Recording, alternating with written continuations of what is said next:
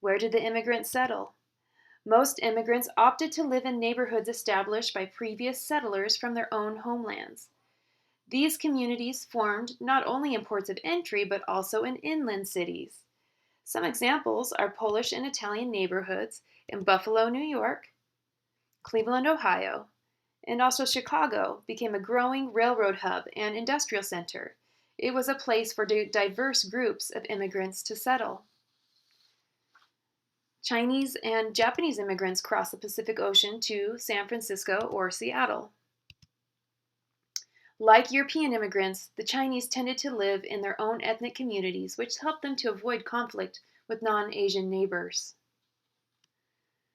Ghettos were urban neighborhoods where an ethnic group or racial group dominated. Many immigrants took comfort in the familiarity of language and customs found there. Ghettos were often isolated from the rest of the city because of threats from whites and restrictive covenants, which were agreements among homeowners not to sell real estate to certain ethnic groups. Often African Americans, Mexicans, Asian Americans, and Jews faced these restrictive covenants. Upon arrival, immigrants looked for work and were often taken advantage of.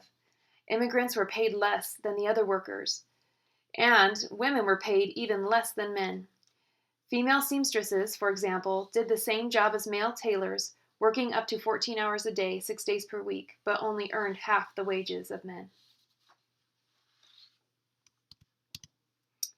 Let's discuss Asian immigrants.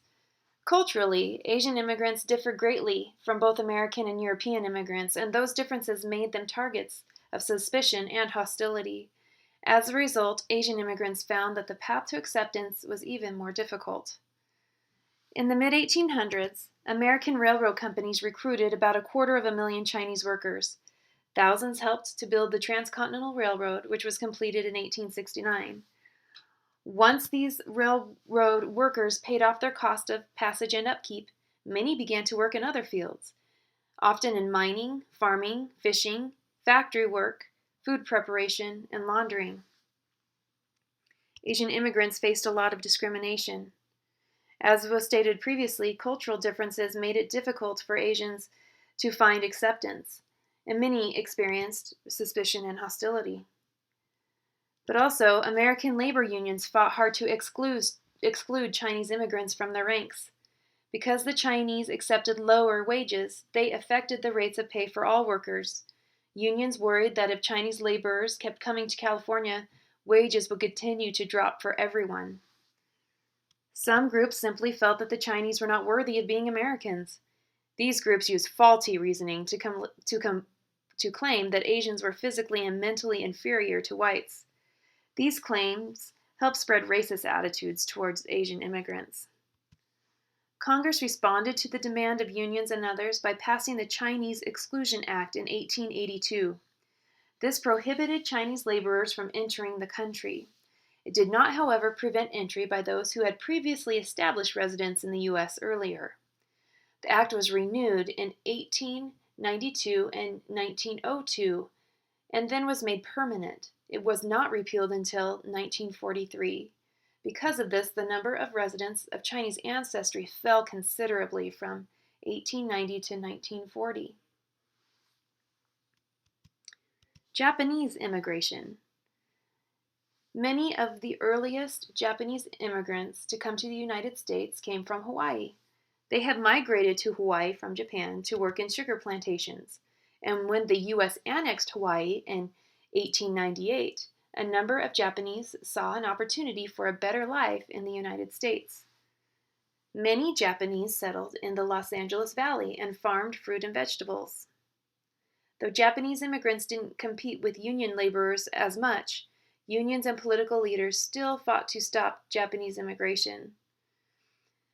Racism kept Chinese, Japanese, and Korean children out of San Francisco schools.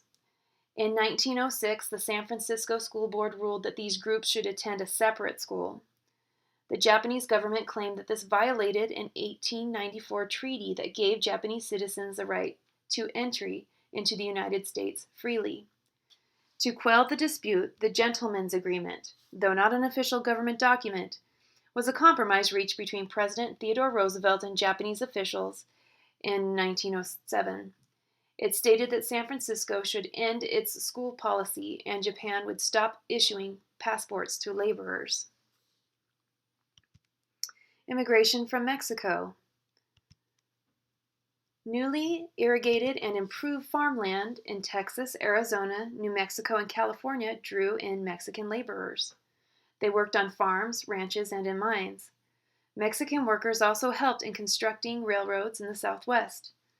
Mexican immigrants had several reasons for coming to the U.S.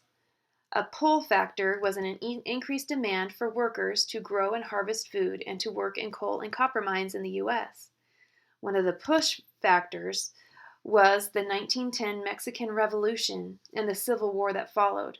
Many Mexicans lost their lives as well as their crops, possessions, and homes during the Mexican Civil War. The United States offered safety and a new start. Lastly, in this segment, we will talk about nativism. Many people blamed immigrants for the problems of cities. Nativism, favoring native-born Americans over immigrants, became a popular stance in politics of the time. Nativists were successful in the following areas. The Chinese Exclusion Act, which I explained earlier. Also in the repealing of the contract labor law, which had allowed employers to recruit foreign laborers and help them get established in America. Also, in the setting up of several nativist groups, such as the Immigration Restriction League and the American Protective Association. Thank you.